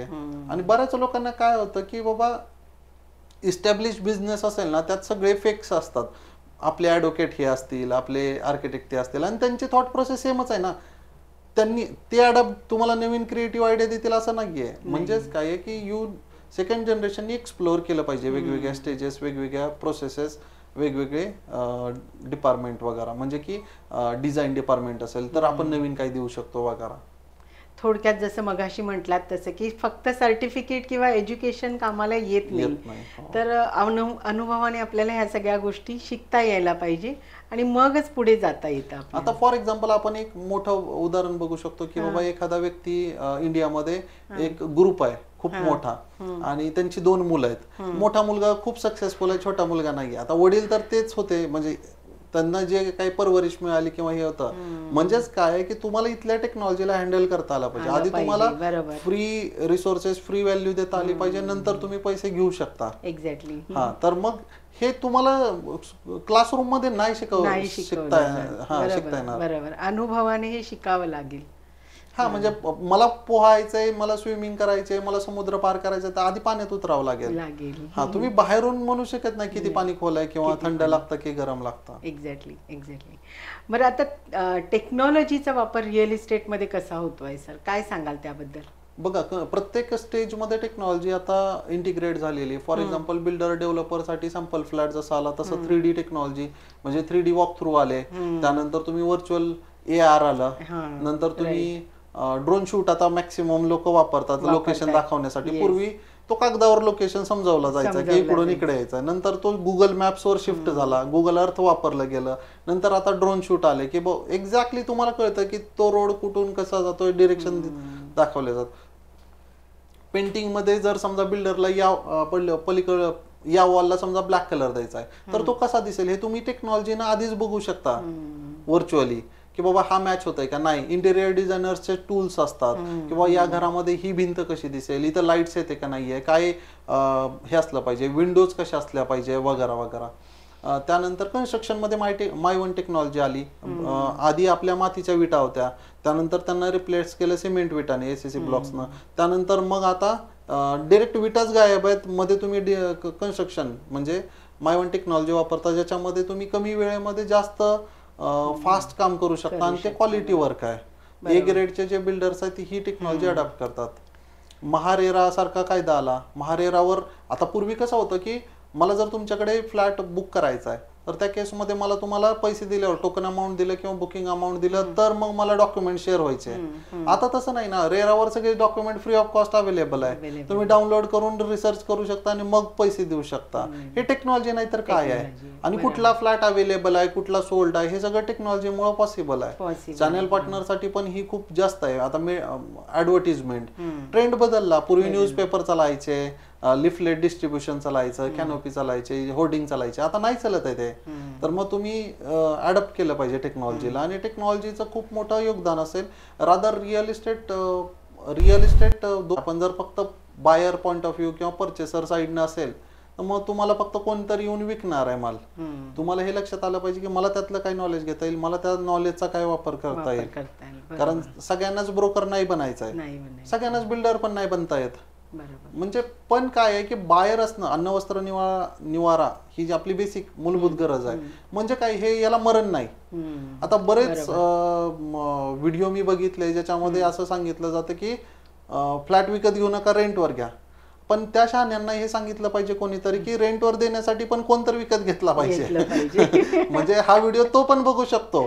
तर ज्ञान देण्याच्या आधी प्रॅक्टिकली विचार करा की मी काय सांगतोय. म्हणजे उगीच काहीतरी व्ह्यूज मिळवण्यासाठी किंवा हे करण्यासाठी ते ठीक आहे, म्हणजे ट्रेंडिंगवर येण्यासाठी तुम्ही काहीतरी एक कमेंट करता, हे करता, पण ते लॉजिकली जस्टिफाय पण करता आलं.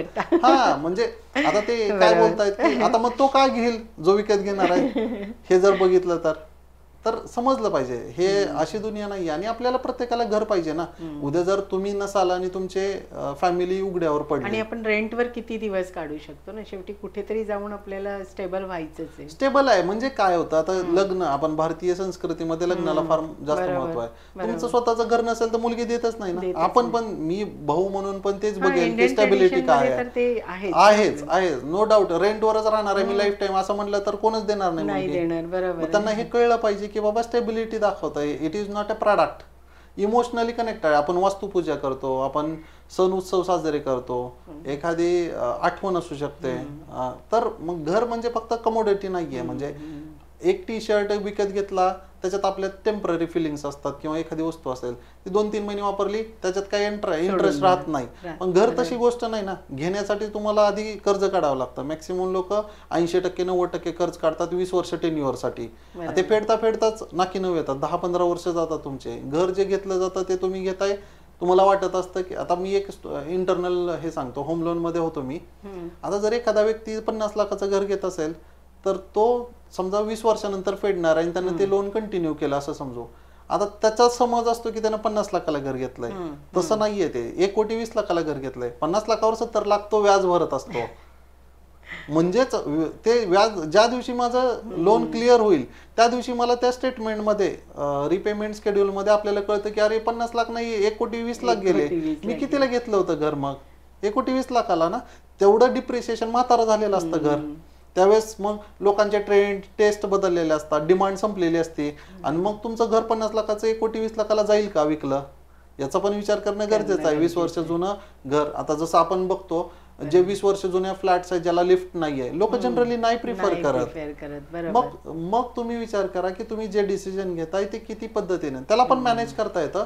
होम लोन्स मध्ये खूप साऱ्या टिप्स असतात ज्याच्यामध्ये तुम्ही फोरक्लोज करू शकता, SIP सारखा अल्टरनेट ऑप्शन देऊ शकता जे तुमचं घर रेंट फ्री करू शकता. युट्यूबवर हे सगळे व्हिडिओ आहेत. टाइम कन्सिडर करता मी इथेच थांबेल म्हणजे या प्रश्नासाठी. ह्यालाच जोडून मी विचारते सर, माझ्या ऑडियन्सला सांगा की लोन बद्दल काय माहिती द्याल मग तुम्ही, की कसं हाऊसिंग लोन घ्यायला पाहिजे किंवा काय नियम आपण लक्षात ठेवावेत त्यासाठी. आता लोन अप्लाय करताना बरीच लोक काय करतात, माझी सॅलरी या बँकेत होते म्हणून मी त्या बँकेकडून लोन घेणार, तिथं काहीतरी ऑफर सुरू असते, प्रोसेसिंग फी 0 वगैरे, ती असते प्रोसेसिंग फी 0 छटाकभर. म्हणजे आपण लोन घेतोय 50 लाखाचा आणि प्रोसेसिंग फी माफ होणार म्हणजे 15,000 रुपये. त्या 15,000 साठी लोक त्या बँकेत लोन घेतात. असं म्हणजे काही ताळमेळ नाहीये. नॅशनलाइज बँकेकडून लोन घ्यावं जिथं रेट ऑफ इंटरेस्ट हा रिड्युसिंग असेल, म्हणजे जसं जसं लोन कमी होईल त्याच्यावरचा लोन रेट ऑफ इंटरेस्ट कमी झाला पाहिजे. दुसरी गोष्ट 12 महिन्याचं जर कॅल्क्युलेशन पकडलं आपण, समजा माझा EMI 25,000 रुपये, तर 25,000ला आणखी एक 25,000 रुपये मी ॲडिशनली सेव्ह करून भरायचे, म्हणजे मंथली 2,000 रुपये माझ्या खिशातून जात आहेत. तर तुमचं जर लोन टेन्युअर 20 वर्ष असेल तर ते 12 वर्षावर येतं. एक हप्ता जर वर्षाला मी फक्त एक्स्ट्रा भरला तर एवढी प्रिन्सिपल मध्ये डिफरन्स येतो. बर, अजून याच्यामध्ये काय करू शकता, ज्यावेळेस तुम्ही होम लोन सुरू करता त्यावेळेस एक SIP अकाउंट सुरू करायचं म्युच्युअल फंडचा. मग त्या केसमध्ये समजा तुमचा EMI 25,000 आहे, याच कॅल्क्युलेशनला मी कंटिन्यू करतो. 25,000च्या ऐवजी साधारण मला 26,000 किंवा 26,500 रुपये, 1,500 रुपये एक्स्ट्रा भरणं पॉसिबल आहे, पॉसिबल होतं. पण मग तुमचं घर पूर्ण नील होतं. 20 वर्षापर्यंत आहे ना, तुम्ही जर समजा त्या 50 लाखाचं घर घेतलं असेल आणि ते 1,20,00,000 झालं, मग अशी सांगितलं तुमची जी SIP ची जी मॅच्युरिटी असते ती 1.5 कोटी 3 कोटी पर्यंत जाते. हा, मग हे कळलं पाहिजे की तुम्ही काय स्टेजला एंट्री करताय. Entry is important. घर घेताना निगोशिएशन इम्पॉर्टंट आहे, एक्झिट स्ट्रॅटर्जी नाही उपयोगाची. म्हणजे काय, एखादं घर मी जर मार्केट रेटला 1 कोटीला आहे आणि ते जर आज 70 लाखाला घेतलं, मी आजच 30 लाख रुपये कमवले का, तर मार्केट रेटला तसं पण ते विकलं जाणार आहे. म्हणजेच काय, मी 30% अप्रिसिएशन सिंगल डे मध्ये पण रिअल इस्टेट देऊ शकतो. पण घेताना मी घेतले 1 कोटीला ना, आता मी 1,30,00,000 व्हायची वाट बघत बसलो तर कदाचित ते दिवस उजडेल की नाही माहित नाही. बरोबर, कारण ते आपल्या हातात नाहीये. लॉजिकली विचार करून तुम्ही डिसिजन घेतला पाहिजे. बरोबर. जमीन घेताना कोणती काळजी घ्यावी सर? ओके, हा खूप मोठा टॉपिक आहे रादर. जमीन घेताना बघा, बऱ्याच लोकांना जमीन म्हणजे काय, हे जमीन 2 प्रकारची असते. एक असते ऍग्रिकल्चर आणि एक असते नॉन ऍग्रिकल्चर. नॉन ऍग्रिकल्चर मध्ये खूप प्रकार आहेत. ऍग्रिकल्चर मध्ये 2-3च प्रकार आहेत. एक वर्कस जमीन असते, एक जिरायत, एक बागायत, संपलं. नॉन ऍग्रिकल्चर मध्ये इंडस्ट्रीयल, शेत, वतन जमीन, इनाम जमीन, देवस्थान जमीन, त्यानंतर तुमच्या येणे, गोडाऊन येणे, इंडस्ट्रीयल येणे, कमर्शियल येणे, हॉर्टिकल्चर येणे, BDP, हे वेगवेगळे प्रकार असू शकतात. सिंपल काय करायचंय, तुमचा पर्पज काय, म्हणजे तुम्ही जमीन का घेताय. तुम्ही म्हणत असाल बांधकाम करायचंय, मला घर बांधायचंय, माझं सेकंड होम करायचंय, तर त्या केसमध्ये तिथं पहिली चेक करायची की बाबा या जमिनीवर मी ऑफिशियली लिगली बांधकाम करू शकतो. इलिगली बांधायचं तर काही बांधू शकता मग कुठेही.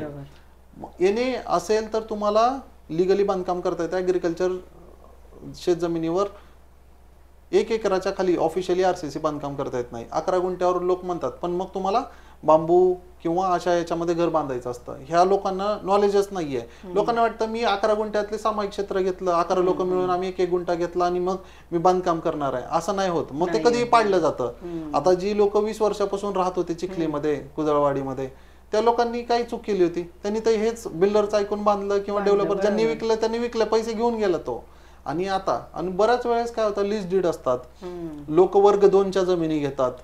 त्या हा रिस्की शॉट आहे बेसिकली. वर्ग 2 हा खूप कॉम्प्लिकेटेड विषय आहे. त्याच्यामध्ये तुमच्या वतन जमिनी येतात, इनाम जमिनी येतात, भाडेपट्टा येतात, शर्तीच्या जमिनी येतात. तर त्याच्यात हात घालू नये. भोगवटादार वर्ग 2 असं जर लिहिलं असेल तर त्या जमिनीपासून लांब राहा. वर्ग 1 असेल तर त्याच्यामध्ये तुम्ही करू शकता. आता मूळ सोप्या भाषेकडे येऊया की कुठली तरी एक जमीन आहे, एने असेल किंवा ऍग्रिकल्चर असेल, मग तुम्ही लोकेशन बघा. बरोबर. जमीन अशा ठिकाणी आहे जिथं शेजारी स्मशानभूमी आहे, त्या जमिनीची किंमत नाही. म्हणजे तुम्ही किती भारी लोकेशनला राहा, जर शेजारी स्मशानभूमी आहे तर आपल्या इथे ती विकली जात नाही किंवा ती जमीन फार फायदा देत नाही. बरं, चढ उतार पण बघणं गरजेचं आहे. मी 2 एकर जमीन घेतली, कुठे घेतली? उताराला. तिथं गाडी पण उभा राहत नाही, मग त्याच्यावर शेती पण करता येत नाही, काही नाही. तुमची डेड इन्व्हेस्टमेंट आहे. कारण नेक्स्ट एक्झिट कसं करणार, रिसेल कुणाला करणार की बाबा हे घेतली तर. बरं, तुम्हाला बेसिक अम्युनिटीज असणं गरजेचं आहे. आता मी एका जोडप्याला बघितलं, त्यांचं एक थ्रिल होतं की मला वाईल्ड लाईफ जगायचं जंगलात. अरे पण तिथं बिबट्या येणार आहे रिअल मध्ये. म्हणजे तुमचं ही फॅन्टसी असेल की बाबा माझं घर असलं पाहिजे, त्यांनी पाईपलाईन 3 किलोमीटर वरून आणली आहे ग्रामपंचायत कडून. म्हणजे त्या पाईपलाईनचा जेवढा खर्च आहे तेवढा प्लॉटचा खर्च आहे. हा, हे विसरतात लोक किंवा तिथं पाणी नाहीये. उद्या जर खरंच बिबट्या आला, तुमचं चुकून दरवाजा उघडाय, जीव गेला, तर ते किती महागात पडू शकतं. आणि हे विचारच नाही करत की बाबा मला हार्ट अटॅक आला तर काय किंवा हे काय. प्लॉट बऱ्याच लोकांचं हे पण असतं की मला सिटीमध्येच प्लॉट पाहिजे, पण माझे बजेट आहे ना इथून 80 किलोमीटरला जेवढं रेट चालू आहे तेवढं बजेट आहे. मग काय करायचं? मग इलिगल घ्या, ताबा घ्या, किंवा मग तिथं अतिक्रमण होतात, मग भांडण होतात. मी जसं मग अशी सांगितलं की माफिया सगळ्यात जास्त लँड मध्ये. त्यामुळे विचार करून प्लॉट घ्या. Gated community, RERA registered project, ठराविक कन्सल्टंट यांच्याकडून प्लॉट घ्या. पहिले चेक करा, वेळ घ्या. वास्तू खूप महत्वाची असते प्लॉट्स मध्ये. पाणी बेसिक गरज आहे आपली. पाणी आजूबाजूला कुठंच 10 किलोमीटर पाणी नाहीये, बोरवेलला पाणी लागत नाही, मग तुम्ही किती दिवस टँकरवर जगणार आहे? आणि टँकर आलाच नाही तर त्या जमिनीत किंवा भविष्य काय यार. आणि आजूबाजूला ग्रोथ डेव्हलपमेंट बघणं गरजेचं आहे की बाबा फ्युचर मध्ये काय होणार आहे. जमीन ही काय असते, तुम्ही घेता त्यावेळेस रॉ मटेरियल असतं, त्याला फिनिशिंग यायला 5-10 वर्ष विचार करावा लागतो. It is not something like की फ्लॅट टाईप मध्ये लगेच रेडीमेड किराणा दुकान खाली आहे वगैरे वगैरे. जमीन घेताना तुम्हाला ऍटलीस्ट 5 वर्ष पुढचा विचार करावा लागतो. बरोबर. स्वतःला मोटिवेट ठेवण्यासाठी आणि नेहमी सक्सेसफुल पर्सन म्हणून पुढे असता, त्यासाठी काय करता? आता बघा, याच्यामध्ये ना आपल्या हॅबिट्स खूप जास्त काम करतात. मी याच्यावर खूप पुस्तकं लिहिलेली आहेत. माझं पुस्तक आहे सेल्फ डिसिप्लिन, त्यानंतर माइंडसेट क्रिएट्स युअर डेस्टिनी. तर ही पुस्तकं लिहिताना मला जाणवत होतं की बाबा हे मी करतोय ना त्याच ऍक्टिव्हिटी मी लिहितोय, पण त्याला फक्त थोडं फिनिश रूप दिलं. बेसिकली काय आहे की तुमची सुरुवात एनर्जेटिक होणं गरजेचं आहे. तुम्ही जे काय करणार आहे ना हे तुम्हाला माहित असणं गरजेचं आहे. आता मी कॅलेंडर खूप वापरतो. म्हणजे तुम्ही जर मला सगळ्यात जास्त मोबाईल मधलं ऍप कुठलं असेल माझ्या फेवरेट, तर माझं कॅलेंडर आहे. कारण ते मला काय करायचं हे लक्षात आणून देतं, रिमाइंडर देतं, नोटिफिकेशन येतं. टाइम मॅनेजमेंट म्हणा किंवा मी कुठे चाललोय ते जर रिकामं राहिले तर माझ्याकडे काम नाही, सोप्या भाषेत. म्हणजे मी प्रोडक्टिव्ह नाहीये आता. आणि ते जर भरलेलं आहे तर याचा अर्थ की बाबा माझ्याकडे खूप काम आहे, मला फोकसली फॉलो केलं पाहिजे. कारण डेडलाईन्स मॅच करणं पण गरजेचं आहे. एक काम जमल्यानंतर दुसरी मीटिंग आहे, त्यानंतर दुसरं काहीतरी येणार आहे माझ्या शेड्यूल मध्ये वगैरे वगैरे. तर कॅलेंडर अडॅप्ट करणं गरजेचं आहे. तुम्ही टाइमली डिलिव्हर्ड करणं गरजेचं आहे. तुमचे जे काही विचार असतील ते कागदावर लिहिणं गरजेचं आहे. आता काय होतं की डिजिटल युगात सगळी लोक नोटबुक किंवा नोटपॅड वापरतात डिजिटल. आता विसरून जातो आपण, नाही लक्षात राहत. मग तुम्ही कागद पेन घ्या. मी एक फिजिकल नोटबुक ठेवतो ज्याच्यामध्ये कागदावर, जसं आता तुम्ही कागदावर लिहून घेतलं, हे तुम्ही डिजिटली पण मोबाईल मध्ये व्हॉट्सअपवर टाकू शकला होता. पण इथं ज्यावेळेस तुम्ही लिहिताना त्यावेळेस एक इन्फ्लुएन्स होतो की बाबा हा मी हे काय करतोय, याची डेप्थ कळते आपल्याला. आणि ही पद्धत आपण फार पूर्वीपासून आहे. म्हणजे आणि आजही मी तर म्हणेन की आजही सगळ्यांनी ती पद्धत वापरावी. खरंच खूप युजफुल आहे. खूप खूप म्हणजे त्याचा 10 टाइम जास्त इम्पॅक्ट असेल लाईफ मध्ये, रादर दॅन डिजिटली काहीतरी लिहिणं. डिजिटली आपण विसरून जातो, कदाचित त्याचा सिरियसनेस पण नसतो. पण जो कागदावर असतो ना, आता पण बुक्स ऑफ अकाउंट्स कागदावरच लिहिले जातात. सरकारी सगळी योजना, सगळी कागदपत्र कागदावरच आहेत. किती आपण डिजिटलाइज केलं त्याची झेरॉक्स किंवा सेल्फ अटेस्टेड कॉपी कागदावरच द्यावी लागते. आणि लिहिलेलं नेहमी आपल्याला रिमाइंड करतं. हो. आणि त्यातून लिहिताना तुम्हाला बरेचसे बारकावे लक्षात येतात. अरे हे असं आहे, हे याचा असा पण दुसरी बाजू असू शकते. म्हणजे त्यावेळेस आपण मग थॉटफुली डिसिजन घेऊ शकतो. किंवा त्यातलं चूक ताळमेळ आपल्याला लक्षात येऊ शकतं की याच्यामध्ये हे मिसिंग आहे किंवा ह्या गोष्टी अशा पण होऊ शकतात. बरोबर. तर ते लिहिण्यामुळं फायदा होतो. लेखक असण्याचा आणखी एक चांगला फायदा काय माहिती का, समाजामध्ये आता मला मोटिवेट राहण्यासाठी किंवा हे राहण्यासाठी 4 लोक ज्यावेळेस विचारतात किंवा अप्रिशिएट केलं जातं तुमचे एफर्ट्स, त्यावेळेस ते आपल्यामध्ये एक एनर्जी असते. पैसा सगळं काही नाहीये, पण पैसा बरंच काही आहे. म्हणजे तुम्ही पैसा नसेल तर मग लोक तेवढी किंमत पण देत नाही. तर पैसा पण एक मोटिवेशनचं रिझन आहे की मी रिअल इस्टेटमध्ये मी तो उठता बसता सगळीकडेच बघतो आणि ती एनर्जी मिळते. तर या 3-4 गोष्टी मी फॉलो करतो. भविष्यातील आपल्या योजनांबद्दल काय सांगाल? बेसिकली रिअल इस्टेट कोचिंगमध्ये मला ग्लोबली जायचं आहे. आता मी इंडियामध्ये परफॉर्म करतोय, टॉप आहे मागच्या 5 वर्षापासून नंबर 1 पोझिशनला आहे. पण मला इंडियापुरतं मर्यादित राहायचं नाहीये, कारण इंडियामध्ये ऑर्गनाइज रिअल इस्टेट व्हायला निदान 6 वर्ष जातील, 2030 पर्यंत जाईल. आणि त्याच्या पुढे जर लॉंग टर्म मध्ये बघितलं तर मला रिअल इस्टेट कोचिंग जगामध्ये जायचंय ॲज अ कोच म्हणून. बिल्डर डेव्हलपर ऑलरेडी खूप जास्त आहे, त्यामुळे मला तिथं काहीतरी नाव कमवायचं असं काही नाहीये. कोचिंग एकमेव असं आता तरी माझ्यासाठी एक समुद्र आहे ज्याच्यामध्ये मी कॉम्पिटिशन नाहीये म्हणजे मला पैसे कमवायला स्कोप आहे असं नाही म्हणत आहे मी, पण लोकांना गरज आहे. जे लोक बिझनेस करतात ते फसले जातात. 5 बिल्डरने जर 5 प्रोजेक्ट केले, त्यातला एक प्रोजेक्ट पूर्ण 4चा प्रॉफिट खाऊन जातो त्याचा, तर ती चूक महागात पडते. एखादा चॅनल पार्टनर असतो, जीव तोडून कॅम्पेन रन करतो, क्रेडिट कार्ड वापरतो, हे करतो आणि त्याचे ब्रोकरेजचे पैसेच नाही मिळत. लॅक ऑफ एज्युकेशन आहे. अल्टिमेट आपण हे सगळं काय करतोय की बाबा मी जे काही करतोय त्याच्यामध्ये प्रत्येकाला ग्रोथ एक्सपेक्टेड आहे. मला ग्रोथ गिव्हर बनायचं आहे. तुमच्या ग्रोथ मध्ये मी कुठेतरी कॉन्ट्रीब्युट करतोय आणि ही खूप समाधानी गोष्ट आहे, महत्त्वाची गोष्ट. तर माझ्या योजनांमध्ये तेच आहे की 1 नंबर पॅरलल बाकीचं सगळं आपोआप चालतं ऑटोमॅटिक. मी तुम्हाला सांगतो, एक्सप्लेन करतो. माझ्याकडे जर नंबर ऑफ पार्टिसिपेंट जास्त आहेत किंवा माझे स्टुडंट जास्त आहेत, ती लोक मला सोडून बिझनेस नाही करणार. ऑपॉर्च्युनिटी आले तिथं मला कनेक्ट करतील. म्हणजेच काय, त्या ब्रोकरेजचं किंवा त्या डीलचं ट्रान्झॅक्शन मला मिळेल. जी लोक माझे जे स्वतःचे प्रोजेक्ट्स आहेत फॉर एक्झाम्पल, ती विकायला माझी इनडायरेक्ट फील्ड टीम तयारच आहे ना, बरोबर, ती मला विकायला मदत करते. म्हणजे माझी डिपेंडन्सी कुठे तर राहत नाहीये. मी जे काही करतोय ते त्या एकमेकाला घेऊन चालतायत, पुढे घेऊन चालतायत आणि ते माझ्यासाठी खूप महत्वाचं आहे. बरोबर. तुम्ही आज खरं तर खूप महत्त्वाची माहिती दिलीत रिअल इस्टेटसाठी, बिल्डरसाठी किंवा जे प्लॉट फ्लॅट विकत घेण्यासाठी रेडी आहेत, ह्या सगळ्यांनाच खरं तर खूप महत्त्वाची माहिती आहे ही. आता समजा त्यासाठी जर तुम्हाला कॉन्टॅक्ट करायचं झालं तर कसं करता येईल? तुमचं ऑफिस कुठे आहे? कोणता नंबर तुम्ही देऊ शकता त्यांना? तर माझं ऑफिस पुण्यामध्ये आहे, कॅम्प. तिथं तुम्ही website Rohit Gaikwad real estate असं सर्च केलं तरी सापडतं. नंबर असेल 8805988805. हा माझे ऑफिस मधला नंबर आहे. तिथे तुमचा कन्सर्न सांगितल्यानंतर जो कोणी रिलेव्हंट व्यक्ती असेल, फॉर एक्झाम्पल तुम्हाला प्लॉटशी रिलेटेड इन्क्वायरी आहे, आमच्या प्लॉट डिपार्टमेंटला कनेक्ट केलं जाईल. तुम्हाला कोचिंग रिलेटेड इन्क्वायरी आहे तर आमचे काउन्सिलर तुम्हाला कनेक्ट करतील वगैरे वगैरे.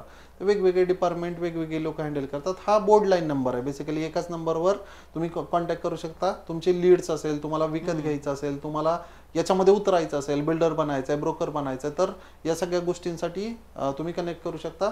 rohitgaekwad.com ऑफिशियल वेबसाईट आहे. अदरवाईज तुम्ही सोशल हँडल तुम्ही देऊ शकता डिस्क्रिप्शन मध्ये वगैरे, तर तिथेही लोक कनेक्ट करू शकतात. तुम्ही आज खरं तर खूप छान माहिती दिली सर. सगळ्यांनाच खूप महत्त्वाची माहिती मिळाली आणि सगळ्यात महत्त्वाचं म्हणजे एक वेगळा टॉपिक घेऊन तुम्ही इकडे आलात. त्यामुळे खरंच धन्यवाद तुमचं की इतकी महत्त्वाची माहिती तुम्ही सगळ्यांनाच दिली. त्यासाठी खरंच धन्यवाद. थँक्यू. आज रोहित सरांसोबत गप्पा मारून खरंच खूप छान वाटलं आणि खूप महत्त्वाची माहिती आपल्या समोर आली. असेच नवीन नवीन विषय पाहण्यासाठी बिझनेस टॉक मराठीला सबस्क्राईब करायला विसरू नका. आमच्या व्हिडिओला सबस्क्राईब करा, व्हिडिओजला लाईक करा, शेअर करा. आपल्यासारख्या बऱ्याच लोकांना ह्या विषयाची माहिती हवी असते. तुमच्या शेअर करण्यामुळे महत्त्वाचा विषय लोकांपर्यंत सहज पोहोचतो. त्यामुळे व्हिडिओला शेअर करायला विसरू नका. बिझनेस टॉक मराठी तुमच्या आमच्यासाठी, यशस्वी उद्योजकांसाठी.